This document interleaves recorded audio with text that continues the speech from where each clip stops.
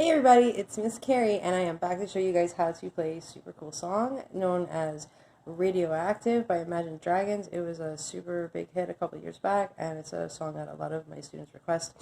So here we are, and I'm going to give you a quick explanation of the 4 chords that we use to play it. I'm going to run through how to play them, and then give you guys a quick guide of how to find it. I'm going to have in the saved videos on the watch list on my YouTube page, I'm going to have a video of the song, the recorded version right there for you guys' convenience, so you can just go ahead and click on that and you will be able to play along with the actual song. And remember, as always, if you guys don't feel confident once you've completed the chords and you don't really feel completely comfortable with playing along with it just yet, you can always hit the top the top right hand corner, the 3 dots, use the pull down menu, and change the playback speed to 75%.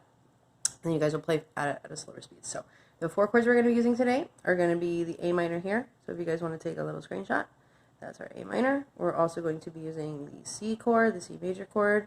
We'll be using the G chord down here, G major, and we'll be using the D major chord right here. Okay, so if you guys want to take a quick screenshot of those, it's good to have these other ones on here anyway.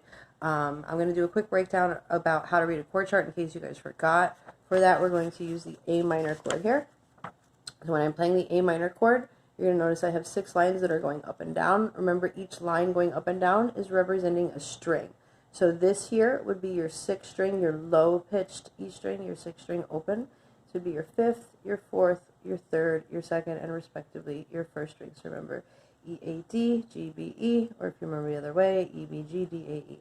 Always keep in mind, too, those are different letters than the different grouping of letters than your staff letters, so don't get those mixed up, okay? Remember the boxes going across. These are showing us how to put down our frets, which frets we're going to be using. So in this set of boxes, we're only going to have 1 1st fret note. In this set of boxes, we'll have 2 2nd fret notes. So keep in mind there's no 3rd fret notes in this. I often see people take this note and play that on the 3rd fret. The 3 means ring finger. Okay, ring finger, not 3rd fret. So let's break down the notes real quick here. So my 1st string, high E string, will be open. My 6th string, E, will not be played. My 5th string, A, will be open. My fretted notes, I'll be playing the 2nd string, the B string, 1st fret note. You guys that have been learning the notes with me know that better is C. So my 1st fret on my 2nd string, and I'll be holding it down with finger number 1. Remember, that's our index finger. Okay, so finger number 1, index finger represents that number 1 right there. So next note we have is going to be our 2nd string, our 3rd string, 2nd fret. 3rd string, 2nd fret, we'll be using our ring finger on that note. Okay, so remember, there's no 3rd fret note here. Don't play any 3rd fret notes on this string, this chord. Okay, next note, we're going to be using our middle finger on the 4th string, 2nd fret. And altogether, you should have down 2nd string, 1st fret, 3rd string, 2nd fret, and 4th string, 3rd fret. Okay, so my fingers should look like this here. Index, ring, middle. Okay, and we're playing an A minor chord. So what we're going to do, there's going to be 2 half notes, so I'm going to go 1, 2, 3, 4. Okay, the rhythm of the song is super simple. It's going to be the same thing all the way through. Okay, so that's my A minor. I do 2 of those. 1, 2, 3, 4. And the next chord is a C chord. C is going to be super easy to switch to from there because the finger positioning is the same on 2 of the fingers. We're only actually changing 1 finger.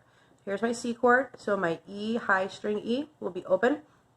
I will keep down the 1st fret on the 2nd string as I did in the A minor. My index finger, I'll be playing nothing on the 3rd string. That will remain open. My 4th string, I'll be hitting the 2nd fret with my middle finger. And the 5th string, the A string, I'll be holding the 3rd fret with my ring finger, okay? And the 6th string generally is not played. That's why we have the X here. So my C chord, index finger on the 2nd string, 1st fret.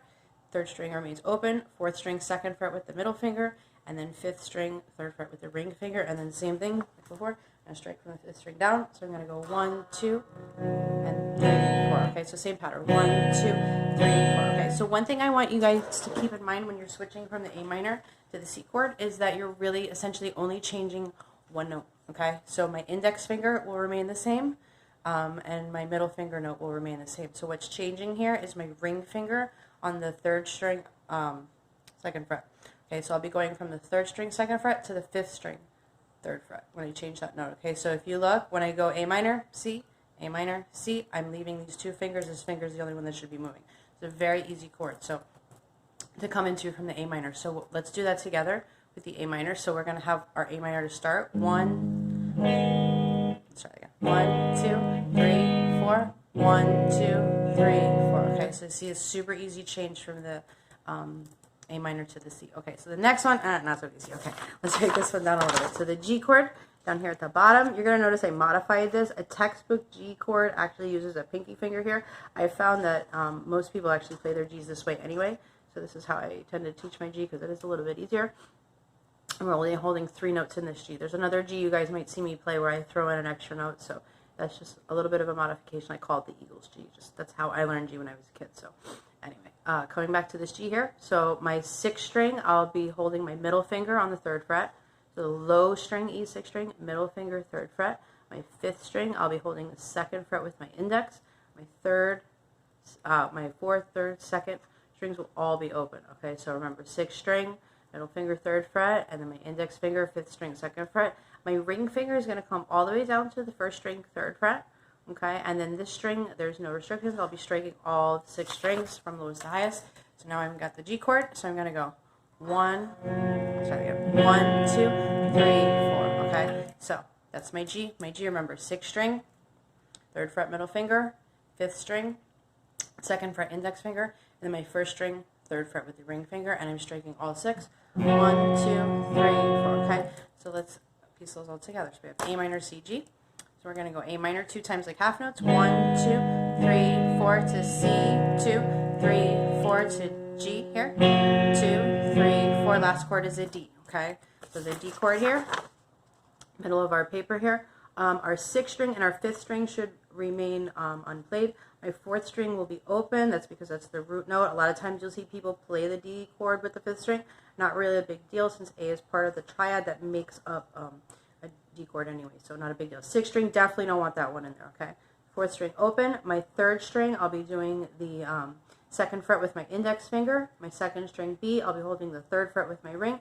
And the 1st string, I'll be holding the 2nd fret with my middle finger. So when I put all of those down, index, 1st string, 2nd fret, ring finger is going to go 2nd string, 3rd fret, and then my middle finger is going to go to the 3rd string, 2nd fret. When I strike, I'm going to go from the D string down. 1, 2, 3, 4. Okay, so those are the 4 chords that song has. So each of them is played 2 times like a half note. The song is roughly about 3.5 minutes long. There's an intro that we're not doing anything for here, obviously. The intro lasts, it's a video intro. It lasts about maybe 20 to 30 seconds or so.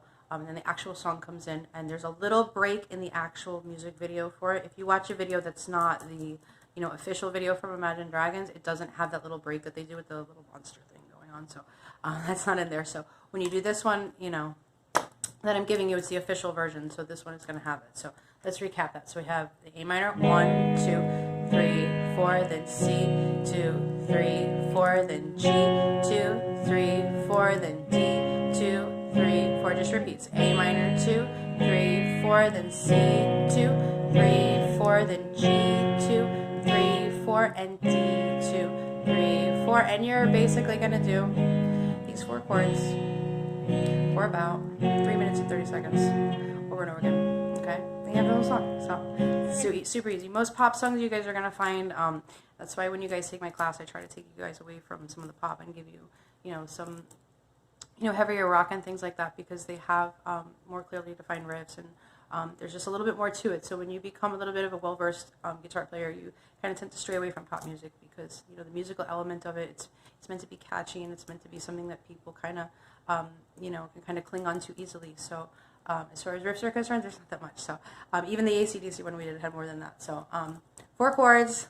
You got 1 song, Imagine Dragons. So I'm going to write out really quickly just the pattern, so that way you guys can have that to take a quick picture of if you like.